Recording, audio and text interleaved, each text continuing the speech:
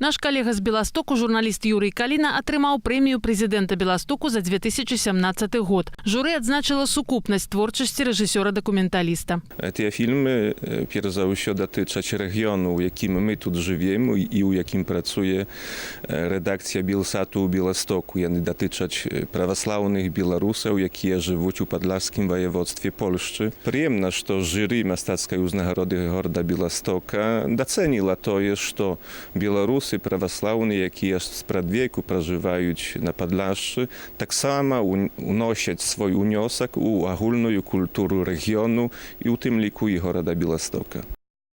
Узнагароду за заслугі ў стварэнні ды распаўсюдзе культуры разам з рэжысёрам, стваральнікам шэрагу дакументальных фільмаў пра лёсы беларусаў і палякаў атрымалі арганізатарка фестывалю габрэйскай культуры Люсі Лісоўска, актор тэатру лялек Анджэй Б. Заборскі ды арганізатар вайсковага пікніку Войцех Гэрнік. Прэмію ўручаюць ужо 25 раз у 3 намінацыях: мастацкай, арганізацыйнай ды аховы культурніцкай спадчыны. Уручэннем узнагародаў традыцыйна завяршыліся дні гораду ў Беластоку.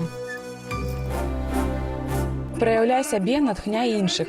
Пад такім дэвізам прайшоў эксперыментальны фестываль Inspire Fest у Магілёве. На адкрытай пляцоўцы ў цэнтры гораду можна было назіраць, як звычайныя рэчы ператвараюцца ў аб'екты мастацтва. Мы пытаемся переделать картину Малевича, спортсмена, но мы переделали как бы в современной интерпретации. Да. Я разрисовываю мебель, делаю инсталляцию такую своеобразную. Я взял за основу старый потрепанный стол и преобразую его в яркий желтый. Это арт-объект в стиле поп-арт. Это так и задумано, то, что с двух сторон видно. К этому можно подойти, сфоткаться, вдохновиться как-нибудь. У якасці палатна для карцінаў выкарыстоўвалі мэблю, плёнку і нават вопратку. Оно сохне, просуешь, потом, ну и можно носить, оно не смывается.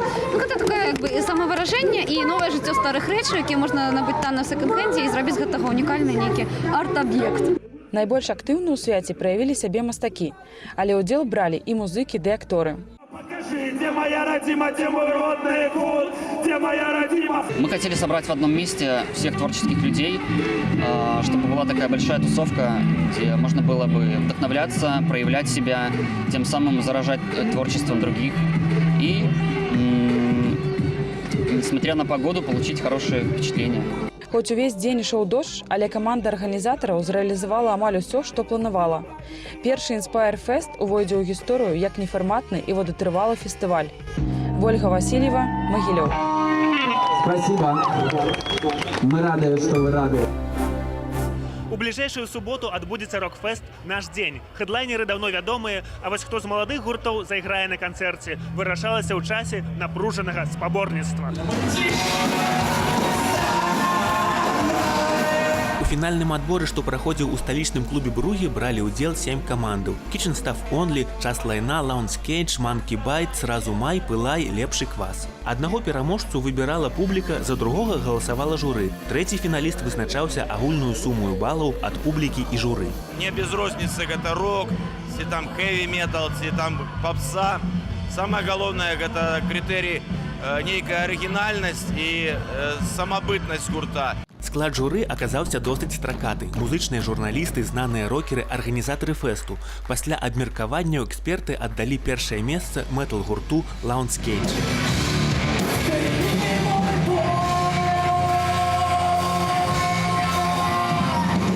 Дякую арганізатарам, дякую людзям, якія прыйшлі сюды. Мы гралі, каб перадаць свае эмоцыі, свае пачуцці, і гэта было рэальна крута. На меркаваннях гледачоў найлепшым на адборы быў вясёлы танцавальны гурт «Час Лайна». Бронзу атрымала каманда «Пылай». Усіх 3 фіналістаў можна будзе пабачыць у кампаніі зорак беларускага року на фэсце «Наш дзень». Андрюс Текінданг, Белсат.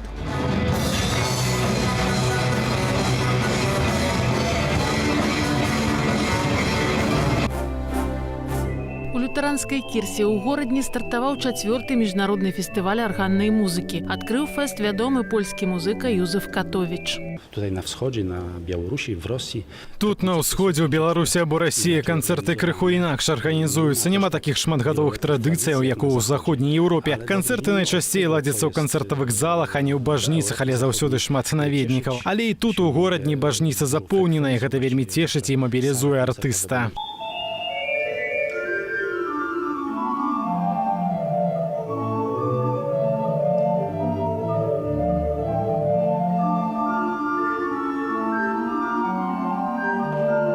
Специфика нашего фестиваля – это в том, что каждый органист привозит свою музыку. Мы слышим польского исполнителя, мы слышим много польской музыки, польских композиторов.